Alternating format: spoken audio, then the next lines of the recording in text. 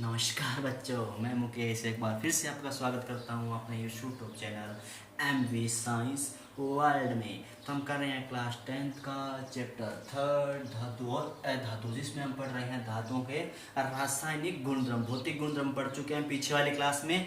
आज हम पढ़ रहे हैं रासायनिक गुणधर्म। रासायनिक गुणधर्म में हमने धातुओं की अभिक्रिया देख ली, वायु के साथ होने वाली अभिक्रिया को हम देख चुके हैं। अब हम देख रहे हैं जल के साथ होने वाली अभिक्रिया, फिर हम देखेंगे अम्लों के साथ होने वाली अभिक्रिया को हम देखेंगे। तो हमारा चल रहा है धातु ऑक्साइडों की जल के साथ जो अभिक्रिया होती है वह हम पढ़ रहे हैं। धातु ऑक्साइड की जल के साथ अभिक्रिया को हमने पिछली क्लास में भी पढ़ लिया था, एक बार फिर से रिपीट कर लेते हैं। जब धातु ऑक्साइड ठंडे जल के साथ अभिक्रिया करते हैं, जी हाँ, किसके साथ अभिक्रिया करते हैं? ठंडे जल के साथ जब भी अभिक्रिया करते हैं तो क्या होता है वह पढ़ेंगे। लेकिन कौन कौन सी धातु है जो ठंडे जल के साथ अभिक्रिया करती है, देख लीजिए। Sodium, potassium, calcium. इसके लिए आपको एक ट्रिक बताई थी मैंने, नाक का जब सर्दियों में क्या करेंगे, आप ठंडे पानी से नहाएंगे तो क्या होगा, नाक बहने लग जाएगा। तो नाक का, ना से अन्य, के से क और का से सीए, ठीक है। यहाँ पे चलिए, जब गर्म जल से नहाते हैं सर्दियों में क्या होता है, मजा आ जाता है। क्या होता है, मजा आ जाता है। चाहे मजा आया तो Mg। और इसके बाद बात कीजिए भाप के साथ अभिक्रिया। भाप के साथ अभिक्रिया हो रही है तो यहाँ पे देख लीजिए AlFe जड़न, AlFe जड़न। इसके लिए भी क्या बताई थी मैंने आपको, एक ट्रिक बताई थी। क्या आपने पिछली क्लास अटेंड की थी या नहीं की थी मुझे नहीं पता, लेकिन मैं अभी आपको एक बार फिर से बता देता हूँ। इसके मैं बताई थी फेजल। क्या बताई थी? फेजल, Fe जड़न Al, फेजल, ठीक है। कोई भी अभिक्रिया नहीं करती है जो महंगी चीजें होती है, जो हमारे बस से बाहर है, जैसे सोना चांदी हम नहीं खरीद सकते, तो महंगी चीजें क्या होती है, कोई भी अभिक्रिया वो नहीं करती हैं। और इसके बाद जो अभिक्रिया करती है, जब क्या होता है, जो धातु जल के ऊपर तैरने लग जाती है, क्या होता है जी हाँ, जल के ऊपर तैरने लग जाती है, वह होता है सी और Mg। क्या करते हैं, जैसी अभिक्रिया करते हैं धातु, तो जो हाइड्रोजन गैस निकलती है बुलबुलों के रूप में इसके साथ चिपक जाती है, और यह क्या करते हैं, जल के साथ ऊपर आ जाते हैं उन्हीं बुलबुलों के साथ, और वह क्या करने लग जाती है, जी हाँ, बिल्कुल तैरना शुरू कर देती है। तो इस प्रकार से हमने पढ़ लिया है कि धातुएं जब वह जल के साथ अभिक्रिया करती है तो किस प्रकार से वह अभिक्रिया को दर्शाती है और क्या कुछ होता है, यह अब हम पढ़ चुके हैं। तो चलिए अब आगे बढ़ते हैं, और आगे हम इनको एक एक को अच्छे से विस्तार से पढ़ने वाले हैं। तो क्या अभिक्रिया किस प्रकार से धातु के साथ अभिक्रिया करते हैं वो हम पढ़ने वाले हैं। तो चलिए अब आगे बढ़ते हैं और इसको पूरी अच्छी तरह से विस्तार से जानते हैं कि क्या होता है और किस प्रकार से होता है। तो पहले बात कर लेते हैं, चलिए अब जल से अभिक्रिया करने से पहले हम बात कर लेते हैं जो हमारा सोडियम होता है। जी हाँ, सोडियम होता है, उसको हम केरोसिन के तेल में डुबो कर रखते हैं। किसके तेल में? केरोसिन के तेल में। केरोसिन का तेल, जिसे मिट्टी का तेल भी कहते हैं। क्या कहते हैं? मिट्टी का तेल भी कहते हैं। तो इसके अंदर क्यों डुबो के रखते हैं? जो हमारा क्या सोडियम होता है वह क्या क्या होता है, ठीक है, अभिक्रियाशील होता है। क्या होता है, क्रियाशील होता है। जो क्रियाशीलता की श्रेणी में सबसे ऊपर आता है सोडियम। तो इस प्रकार से हमारे पास सोडियम, लिथियम और पोटेशियम तीन धातुएं होती है। कौन सी? सोडियम, लिथियम,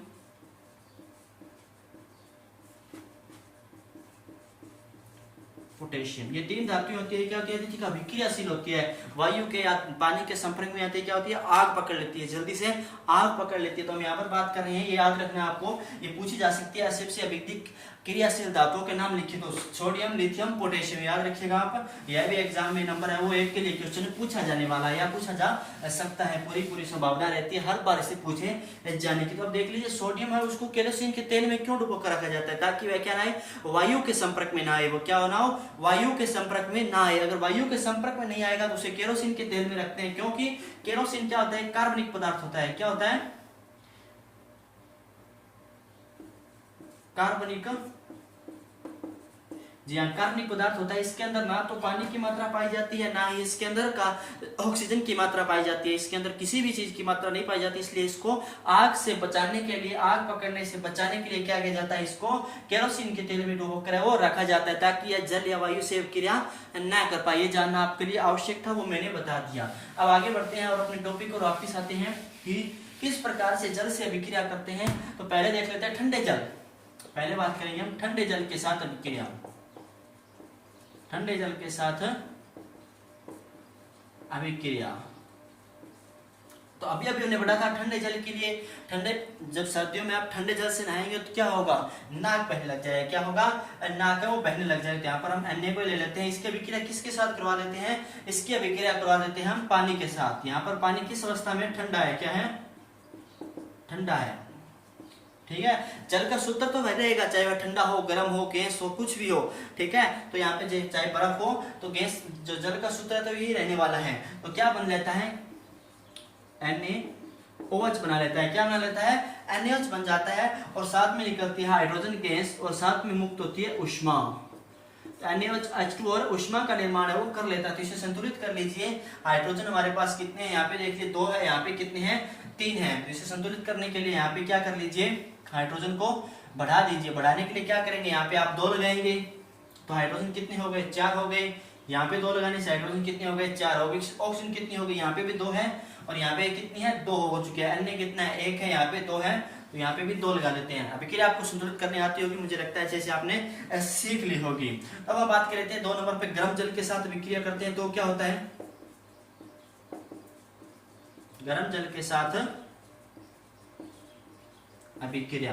तो जी गर्म जल के साथ जब भी अभिक्रिया करते हैं क्या होता है, जब धातु है वो गर्म जल के साथ है अभिक्रिया करने वाली है यहाँ पर। तो गर्म जल के साथ हमने अभी क्या पढ़ा था, गर्म जल से नाते क्या मजा आ जाता है, क्या आ जाता है जी हाँ, मजा आ जाता है। तो क्या ले लेंगे, Mg ले लेंगे और इसकी अभिक्रिया किससे करवा देंगे, यहाँ पर गर्म जल से। किससे, तो यहाँ पर क्या कर रहे हैं, जब गर्म जल से नहाते हैं क्या जाता है, मजा आ जाता है। तो Mg लेते हैं और इसकी अभिक्रिया करा देते हैं गर्म जल के साथ। जी यहाँ पर क्या लेते हैं हम, गर्म जल है वो लेने वाले हैं। जैसे ही गर्म जल से इसकी अभिक्रिया कराई जाती है, जैसे ही गर्म जल से अभिक्रिया कराई जाएगी तो क्या बन जाएगा हमारे पास, यहाँ पर किसका निर्माण हो जाएगा, हमारे पास यहाँ पर निर्माण हो जाएगा मैग्नीशियम ऑक्साइड का, और साथ में क्या निकल जाएगी, हाइड्रोजन गैस है वो मुक्त हो जाएगी। हाइड्रोजन गैस है वो मुक्त हो जाएगी। चलिए इसे संतुलित कर लेते हैं। 4 हाइड्रोजन 4, Mg 1 है, 1 है, ऑक्सीजन 2 है, 2। ये संतुलित हो चुकी है, ये समीकरण भी हमारी अच्छे से हमने संतुलित कर ली है। तो अब आगे बढ़ते हैं, आगे हम बात करने वाले हैं, अब हम बात करने वाले हैं भाप के साथ अभिक्रिया। किसके साथ, भाप के साथ अभिक्रिया, भाप के साथ। तो भाप के साथ क्या बताया था मैंने, फेजल। क्या बताया था, फेजल। तो यहाँ पे ले लेते हैं एल्यूमिनियम को ले लेते हैं। एल्यूमिनियम की अभिक्रिया किसके साथ करवा देते हैं, पानी के साथ करवा देते हैं। क्या करवा देते हैं, पानी के साथ इसकी अभिक्रिया करवा देते हैं। तो हमने इसको पहले ही पढ़ लिया था, क्या पढ़ा था, एनोडीकरण। याद होगा आपको, एनोडीकरण करवाते हैं। यहाँ पर एल्यूमिनियम ऑक्साइड बनाते हैं जिससे उसके संक्षारण को क्या किया जा सकता है, बचाया जा सकता है। क्या किया जा सकता है, इसके एल्यूमिनियम के संक्षारण को यहाँ पर बचाया जा सकता है। तो ये क्या बनता है, एल्यूमिनियम ऑक्साइड बनता है, जो एनोडीकरण की प्रक्रिया भी कहलाती है। क्या कहलाती है, एनोडीकरण की प्रक्रिया भी यह कहलाती है। चलिए इसे संतुलित कर लीजिए, लेते हैं जल्दी से। एल्यूमिनियम 2 है, यहाँ पर एल्यूमिनियम 2 हो चुके हैं, ऑक्सीजन 3 है, यहाँ पे ऑक्सीजन कितनी चाहिए, 3, 3 दूनी 6 और 3 दूनी 6। तो ये हमारे रासायनिक समीकरण हो क्या हो चुकी है, संतुलित हो चुकी है। तो इतनी सी बात थी। क्या कहते हैं, जल के साथ अभिक्रिया को हमने अच्छे से समझ लिया है, किस प्रकार से अभिक्रिया होती है और किस प्रकार से हमारे जो उत्पाद है उनका निर्माण हो जाता है। तो अब हम आगे बढ़ते हैं, आगे बढ़ने की हम बात करने वाले हैं अब हमारे तीसरे प्रकार की धातु ऑक्साइड की। हमने पहले बात कर ली थी वायु के साथ अभिक्रिया की, फिर हमने बात की जल के साथ अभिक्रिया की। अब हमारा एक और पार्ट बचता है, वह लास्ट पार्ट है धातु ऑक्साइड की। किसके साथ अभिक्रिया की, धातुओं की तनु अम्ल के साथ अभिक्रिया। किसके साथ अभिक्रिया करने वाले, अम्लों के साथ अभिक्रिया। और अम्लों में भी किस अम्ल के साथ, तनु अम्ल के साथ अभिक्रिया हम यहाँ पर करवाने वाले हैं। तो क्या होता है, जब धातु अम्लों के साथ अभिक्रिया करती है या तनु अम्ल के साथ अभिक्रिया करती है, तो धातुओं की अम्लों के साथ अभिक्रिया या तनु अम्ल के साथ अभिक्रिया, तनु अम्ल से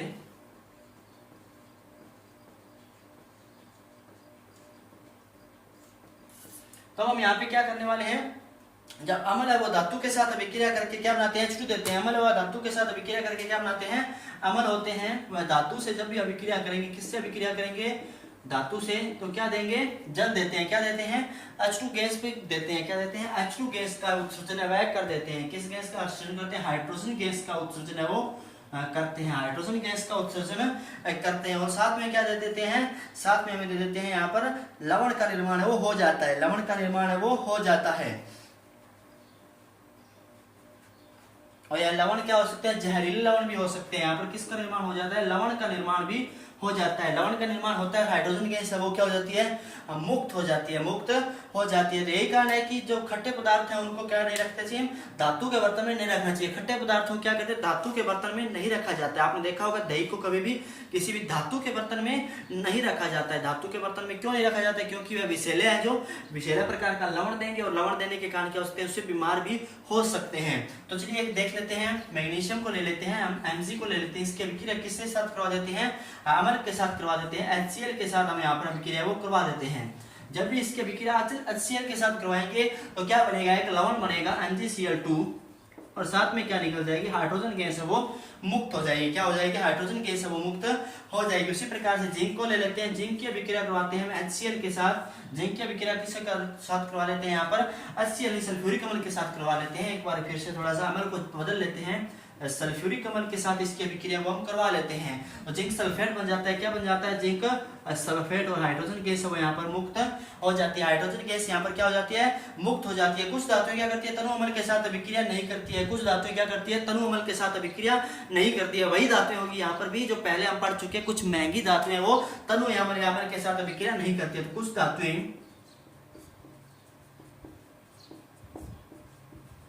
तनु अम्ल के साथ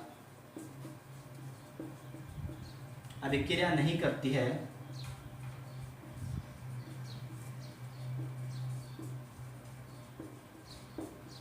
क्या नहीं करती है, अभिक्रियाएं नहीं करती है। तो वही हमने अभी बात की थी कि क्या आवश्यकता है इसमें, जो हम महंगी बात जो धातुएं होती है जैसे कि सोना हो गया, चांदी हो गया और कॉपर हो गया और पारा हो गया। क्या हो गया, सोना हो गया, चांदी हो गया, अपना कॉपर हो गया और पारा हो गया। धातुएं क्या करती है, अम्ल या तनु अम्ल के साथ अभिक्रिया नहीं करती है, जल्दी से अभिक्रिया ही है। धातुएं वैसे तो जल्दी से किसी के साथ भी अभिक्रिया नहीं करती है, पानी के साथ भी अभिक्रिया नहीं करती है, वायु के साथ भी अभिक्रिया नहीं करती है। लेकिन हम यहाँ पर किसके साथ भी अभिक्रिया नहीं कर रही है, अम्ल के साथ एक बार फिर से अभिक्रिया नहीं कर रही है। तो हम क्या कह सकते हैं, जो महंगी धातुएं हैं वो क्या करती है, जल्दी से किसी के साथ अभिक्रिया नहीं दिखाती है, जल्दी से अभिक्रिया नहीं होती है। इसका निर्णय क्या होता है, ये बहुत ही अधिक स्थायी होती है, लंबे समय तक चलने वाली होती है। आपने देखा होगा अगर आप लोहा खरीद रहे हो तो कुछ समय बाद क्या हो जाता है, खराब हो जाता है, लेकिन चाहे कितना भी आपको संभाल के रख लो। लेकिन जो सोना होता है, जो चांदी होती है वो लंबे समय तक पड़ी रहती है। जैसे कि बहुत पुराने सोने चांदी के जो सिक्के होते हैं वो भी धरती से निकलते हैं, वो क्या नहीं होते, खराब नहीं होते हैं। तो उनके इसी गुण के कारण ना वो वायु से अभिक्रिया करते हैं, ना जल के साथ अभिक्रिया करते हैं और ना ही अम्ल के साथ अभिक्रिया करते हैं। उनका यही गुण उन्हें क्या करता है, लंबे समय तक रख पाता है, कहीं भी उन्हें रख पाता है। तो अब बात कर लेते हैं धातुओं की अन्य धातु लवणों के साथ अभिक्रिया किस प्रकार से होती है। धातुओं की अन्य धातु लवणों के साथ अभिक्रिया, इससे बात करने वाले धातुओं की अन्य धातु लवणों के साथ अभिक्रिया। धातुओं की अन्य धातु लवणों से अभिक्रिया की हम बात करें, धातुओं की अन्य धातु लवणों के साथ अभिक्रिया की हम बात कर लेते हैं। तो यहाँ पर क्या ले लेते हैं हम, यहाँ पर ले लेते हैं कॉपर सल्फेट ले लेते हैं CuSO4। ये क्या है, हमारा एक धातु लवण है। क्या है, धातु लवण। इसकी किसके साथ अभिक्रिया करवा देते हैं, लोहे के साथ जब अभिक्रिया करवाते हैं तो क्या कर देते हैं, अधिक क्रियाशील तत्व होता है वो कम क्रियाशील तत्वों को क्या कर देता है, उसके स्थान से विस्थापित कर देता है। जी हाँ, अधिक क्रियाशील तत्व निम्न क्रियाशील तत्व को उसके स्थान से क्या कर देता है, विस्थापित कर देता है। पहले लेसन में हम पढ़ चुके हैं इस प्रकार की अभिक्रिया को, हमने विस्थापन अभिक्रिया भी कहा था। जी आपको याद होगा, पहले लेसन में हम ये अभिक्रिया वो पढ़ चुके हैं। तो अब हम बात करने वाले हैं क्रियाशीलता की। क्या बात करने वाले हैं, क्रियाशीलता या सक्रियता श्रेणी की। सक्रियता श्रेणी, तो सक्रियता श्रेणी भी आपको याद रखनी बहुत अधिक क्या है, आवश्यक है। सक्रियता श्रेणी भी आपको क्या होनी चाहिए, याद होनी चाहिए। सक्रियता श्रेणी भी बहुत अधिक महत्वपूर्ण भाग है, वो निभाने वाली है हमारे लेसन में। तो चलिए सक्रियता श्रेणी के बारे में हम कुछ जानकारी है वो प्राप्त कर लेते हैं। तो सक्रियता श्रेणी क्या होती है और किस प्रकार से अभिक्रिया करती है, इस अभिक्रिया का डायग्राम है वो भी आप यहाँ पे देख पा रहे होंगे। किस प्रकार से जो कॉपर है उसने लोहे को विस्थापित, लोहे ने कॉपर को विस्थापित कर दिया है यहाँ पर, और क्या बना रहा है, जो नया एक विलयन है वो प्राप्त हो जाता है। रंग भी इसका क्या हो जाता है, विस्थापित हो जाता है। जो कॉपर का नीला रंग होता है वहां से हट जाता है। ठीक है, तो अब हम बात करने वाले हैं सक्रियता श्रेणी के। अधिक क्रियाशील तत्व कम क्रियाशील तत्व को विस्थापित कर देते हैं। जो यहाँ पर हम बना रहे हैं, यहाँ पर एक सारणी बना लेते हैं, वह सूची जिसमें धातुओं को क्रियाशीलता के आधार पर जब घटते हुए क्रम में व्यवस्थित किया जाता है, वह सारणी जिसमें धातुओं को क्रियाशीलता के घटते हुए क्रम में व्यवस्थित किया जाता है। यहाँ पे परिभाषा लिख लो, वह सारणी जिसमें धातुओं को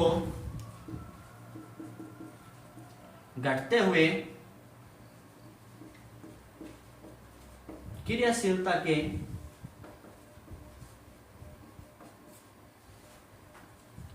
क्रम में व्यवस्थित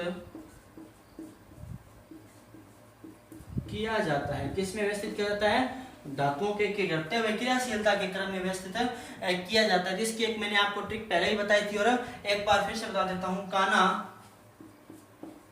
का मजा आला, क्या है? काना का मजा आला जब फिर प्रभु है। क्या है? जब फिर प्रभु है।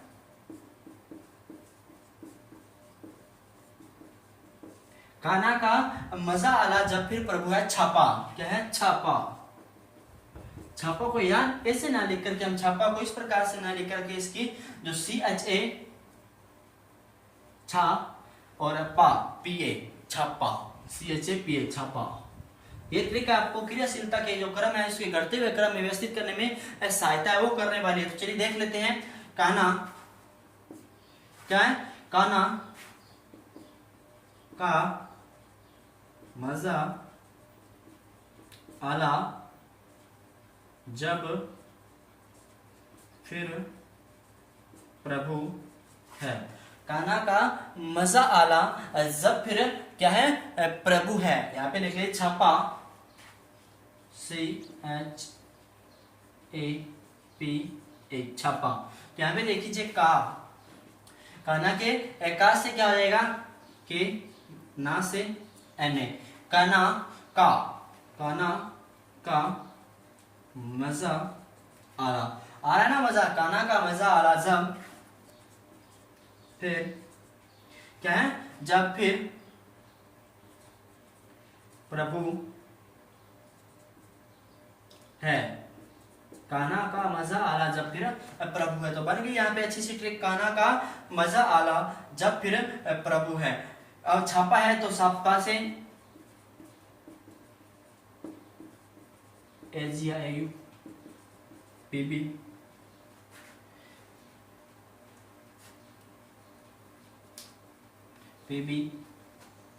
नहीं सॉरी PT प्लेटिनम और AU। तो यहाँ पर हमने क्या देख लिया? हमने देख लिया काना का मजा आला जब फिर प्रभु है। छापा, तो यहाँ पे हमने छाप दी। इस ट्रिक को आप अच्छे से याद कर सकते हैं। काना का मजा आला जब फिर प्रभु है। छा सा से CU HG AG PT AU। काना का मजा आला जब फिर प्रभु है। तो स्क्रियता श्रेणी का घटता हुआ क्रम है। कौन सा है? घटता हुआ क्रम। ये क्या? सबसे अधिक क्रियाशील है। क्या है? अधिक क्रियाशील है। ये क्या है? मध्यम क्रियाशील है। यहाँ पे जो धातु है, और ये क्या है? न्यून क्रियाशील है। अब ये ट्रिक भी याद कर लीजिए अच्छे से। यह भी आपके लिए क्या आने वाली है? काम में यह आने वाली है। तो इसका स्क्रीनशॉट भी आप ले सकते हैं। अब हम बात करने वाले हैं धातुओं व अधातुएं कैसे वह अभिक्रिया करती है। इस बात को जानने से पहले हमें एक और बात पता होनी चाहिए। हमें पता होना चाहिए कि जो तत्वों का इलेक्ट्रॉनिक विन्यास है वो किस प्रकार से भरा जाता है। इलेक्ट्रॉनिक विन्यास भरना आपको आना चाहिए। वैसे हमारे जो बुक है उसमें इलेक्ट्रॉनिक विन्यास भरना नहीं सिखाया गया, लेकिन आपको थोड़ा बहुत तो आना चाहिए ताकि इलेक्ट्रॉनिक विन्यास आप आसानी से भर सके। तो मैं पहले आपको कोशिश करूंगा इलेक्ट्रॉनिक विन्यास भरने के सिखाने के लिए। सबसे पहले किसी भी तत्व को ले लेते हैं। हम किसी भी तत्व को यहाँ पर ले लेते हैं। हम लेते हैं कैल्शियम को ले लेते हैं। सबसे पहले छोटे तत्वों से शुरू करते हैं। हम छोटे तत्वों के रूप में यहाँ पर ऑक्सीजन को ले लेते हैं। ऑक्सीजन हमारी आवर्त सारणी पर कितने नंबर में आता है? ऑक्सीजन हमारी आवर्त सारणी में आता है 8 नंबर पे। ये आपको पता होगा, याद करना होगा आपको। कम से कम 20 या 30 तक के जो तत्व हैं वो याद होने चाहिए आवर्त सारणी से कि कौन सा तत्व है कितने नंबर पे आता है। ऑक्सीजन आता है हमारा 8 नंबर पे। तो इसका एक इलेक्ट्रॉनिक विन्यास भरने के लिए हम क्या करते हैं? कुछ जो हमारे कक्षक होते हैं, कुछ क्या होती है? कक्षक होती हैं, कुछ कक्षाएं होती हैं। अलग अलग प्रकार से किस प्रकार से इनको फुलफिल करते हैं वह भी हम थोड़ा सा सीख लेते हैं। कोई डिटेल में नहीं सीखेंगे, कुछ वो पहले बात कर लेते हैं। हम कक्षक की बात कर लेते हैं। S P D F 4 प्रकार के जो हमारे क्या है जो कक्षा होगी वह होगी। क्या होगी? 4 प्रकार के हमारे कोश होंगे। क्या होंगे? कोश होंगे। S कोश, P कोश, D कोश, S कोश, F कोश। और हमारी कक्षाएं होती है K L M N।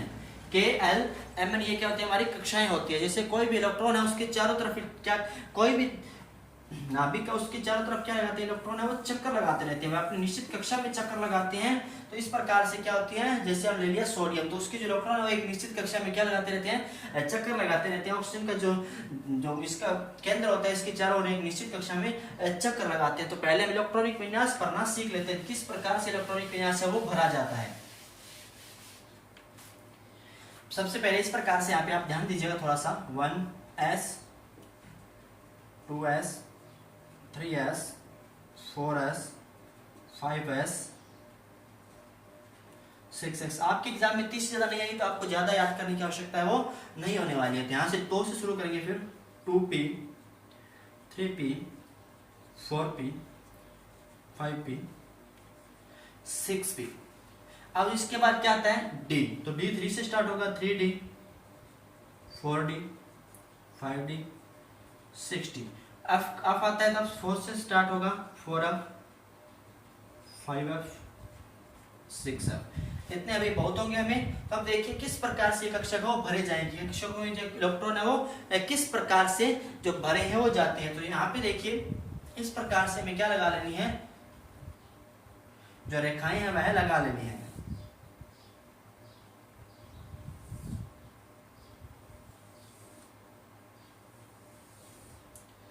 ठीक है, इस प्रकार से रेखाएं हमने लगा ली है। तो यहाँ पे देखिए जब भी यहाँ पर जो शुरू करते हैं, यहाँ से क्या करेंगे, यहाँ से शुरू होगा, यहाँ से शुरू हो रहा है, यहाँ पे आएगा, तो आते हुए जिसको काट के जाएगा, फिर वापस क्या चला जाएगा, खाली चला जाएगा, और फिर से यहाँ पे आते हुए काट के आने वाला है, फिर से खाली जाएगा, और फिर से यहाँ पे इधर आएगा।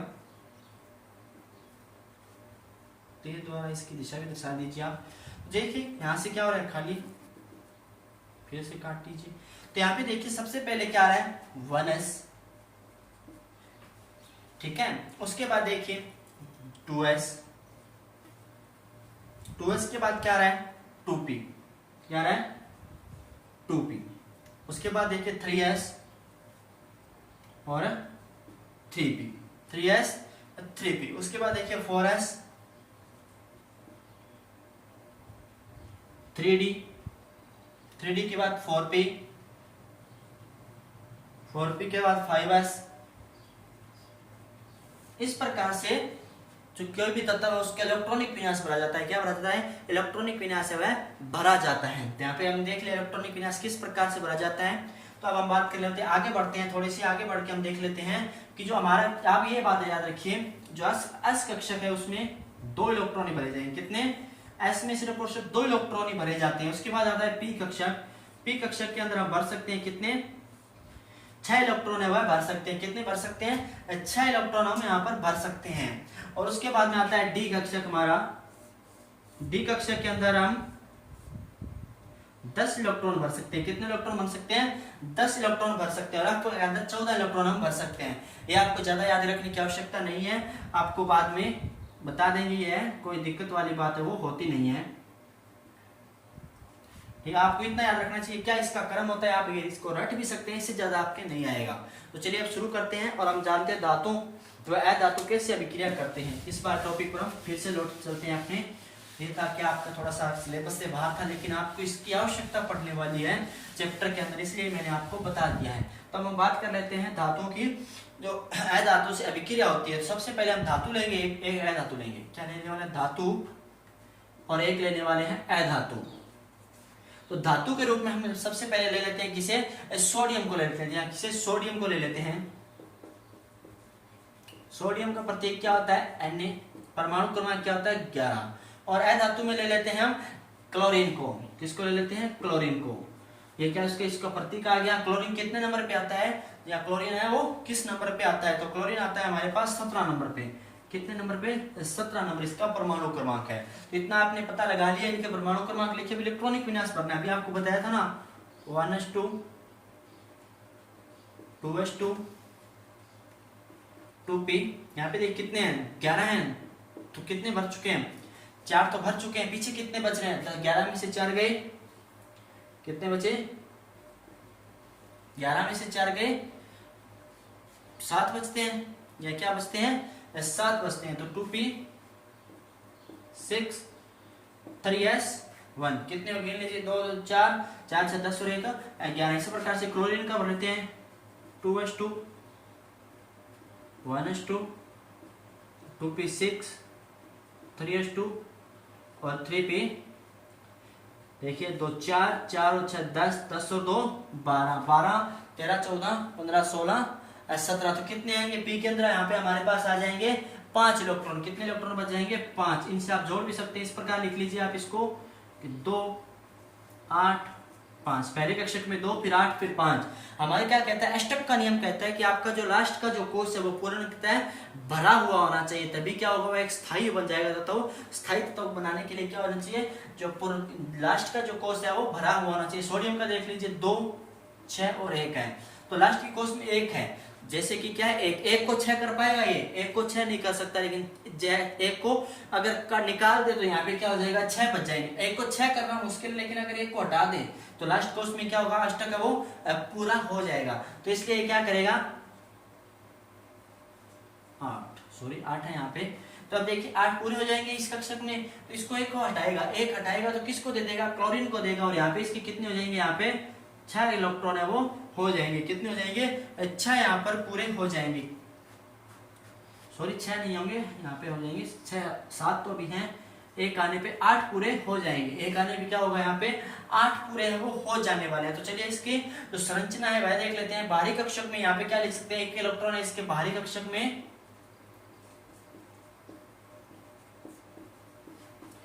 एक इलेक्ट्रॉन है, और क्या विशेषता है, उसे त्याग कर धनायन बन जाता है। क्या बनेगा, उसे त्याग देगा, त्याग कर धनायन बनता है। क्या बनता है, उसे त्याग कर धनायन बनता है। इसे क्या लिख सकते हैं, बाहरी कोष में 7 इलेक्ट्रॉन है, तो 1 इलेक्ट्रॉन की आवश्यकता है, तो बाहरी कोष में 7 इलेक्ट्रॉन है।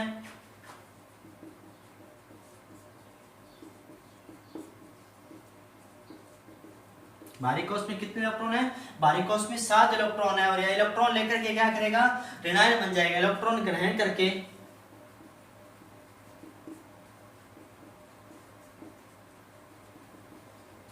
ऋणायन बन जाएगा। इलेक्ट्रॉन क्यों ग्रहण करने में ऋणायन क्यों बना, क्योंकि आप किसी से पैसे लेते हैं तो आपके ऊपर क्या ऋण आ गया, ऋण आ गया, आपने क्या लिया, ऋण लिया, तो उसे क्या कहते हैं, ऋणायन कहते हैं, नेगेटिव चार्ज आ जाता है। और जो धन देगा वो क्या होगा, धनवान होगा, तो धनायन है, तो इसके ऊपर पॉजिटिव चार्ज रहता है। ये भी तरीका अच्छे से इसको याद करने का, इस प्रकार से आप इसको याद भी है वो कर सकते हैं। तो चलिए अब आगे बढ़ते हैं, इसकी जो संरचना है उसको भी सीख लेते हैं, किस प्रकार से संरचना बनाई जा सकती है। तो यहाँ पर ये क्या करते हैं, आपस में इलेक्ट्रॉन युग्म की साझेदारी कर लेते हैं। क्या करते हैं, इलेक्ट्रॉन युग्म की साझेदारी कर लेते हैं। साफ कर देता हूँ इसे, गुणों को कोई इसकी आवश्यकता नहीं है, आप लिखना चाहे तो लिख भी सकते हैं। तो देखिए क्या करता है, जो पहले सोडियम है हमारे पास, उसके बाहरी कक्षक में कितने इलेक्ट्रॉन है, 1 इलेक्ट्रॉन है। उसमें के साथ में क्या जुड़ रहा है, क्लोरीन जुड़ रहा है। क्या जुड़ रहा है, क्लोरीन जुड़ रहा है। उसके बाहरी कोष में कितने इलेक्ट्रॉन है, 7 इलेक्ट्रॉन है। तो इस प्रकार से आप उस इलेक्ट्रॉन को दर्शा सकते हैं। तो अब ये दोनों क्या कर ले, अगर आपस में बंध बना ले, या फिर एक दूसरे को इलेक्ट्रॉन है वो दे दे। अगर अन्य अपना इलेक्ट्रॉन Cl को दे दे, अन्य क्या करे, अपना इलेक्ट्रॉन Cl को दे दे, तो क्या हो जाएगा,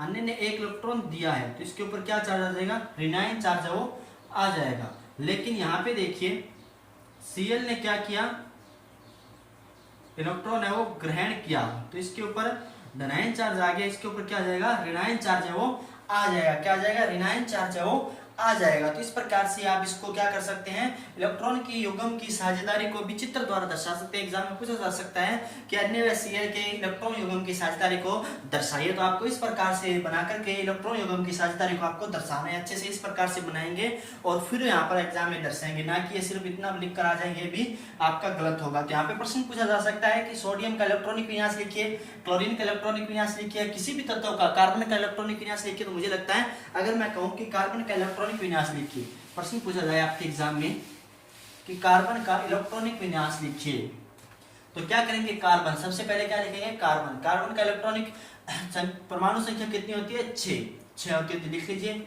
1s2 2s2 2p4। ये क्या हो गया, कार्बन का इलेक्ट्रॉनिक विन्यास हो गया। क्या हो गया, कार्बन का इलेक्ट्रॉनिक विन्यास है वो हो चुका है। इस प्रकार से प्रश्न है वो परीक्षा में पूछे जाते हैं, तो मुझे लगता है आप अच्छे से इसको भी कर लेंगे। तो चलिए आगे बढ़ते हैं। अब और आगे बढ़ते हैं तो अब बात कर लेते हैं कुछ एक और Mg व Cl के मध्य इलेक्ट्रॉन के स्थानांतरण का, युग्म का। ठीक है, Mg व Cl के मध्य किसकी बात करने वाले हैं, Mg और Cl। तो Mg पहले बात कर लेते हैं हम Mg की।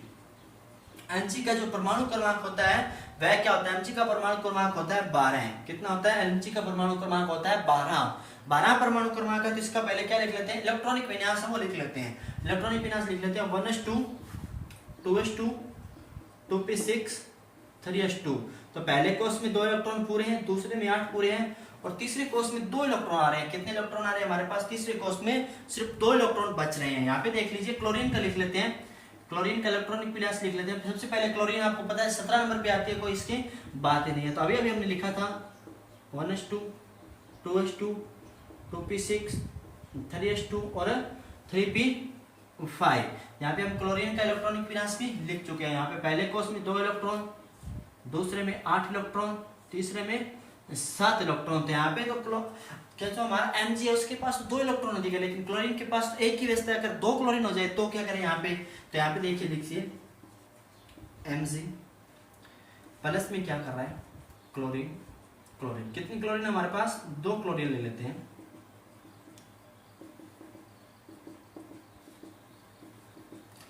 एक बॉन्ड यहाँ पे जाएगा, एक इलेक्ट्रॉन यहाँ पे जाएगा। जब दोनों इलेक्ट्रॉन स्थानांतरित हो जाएंगे तो क्या आ जाएगा? Mg2+। क्या लिखेंगे? Mg2+। इस प्रकार से इसको दर्शाएंगे कि Mg2+ यहाँ पे लिख सकते हैं। और क्लोरीन को किस प्रकार से हम दर्शाएंगे? यहाँ पर क्लोरीन को दर्शा देंगे Cl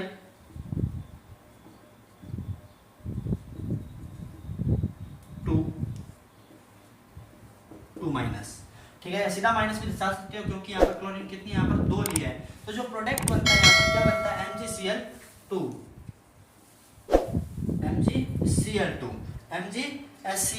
तो यहाँ पे देखिए किस प्रकार से हमने इसको अच्छे से समझ लिया है, किस प्रकार से यह क्रिया वो होती है हम अच्छे से जान चुके हैं। तो अब हम अगले वाले लेसन में कुछ और जानकारी है वो प्राप्त करेंगे, लेकिन तब तक के लिए हम इसको अच्छे से आपने इलेक्ट्रॉनिक विन्यास को सीखे, अच्छे से बना करके बहुत से तत्वों के बारे में हम आप जानकारी प्राप्त कीजिए, ताकि आपको इलेक्ट्रॉनिक विन्यास का अगर प्रश्न आता है 1 या 2 नंबर का तो आप आसानी से कर पाए। मिलते हैं आगे वाली क्लास में। तब तक के लिए गुड बाय, टेक केयर, जय हिंद। पढ़ते रहिए अच्छे से, ध्यान लगा करके।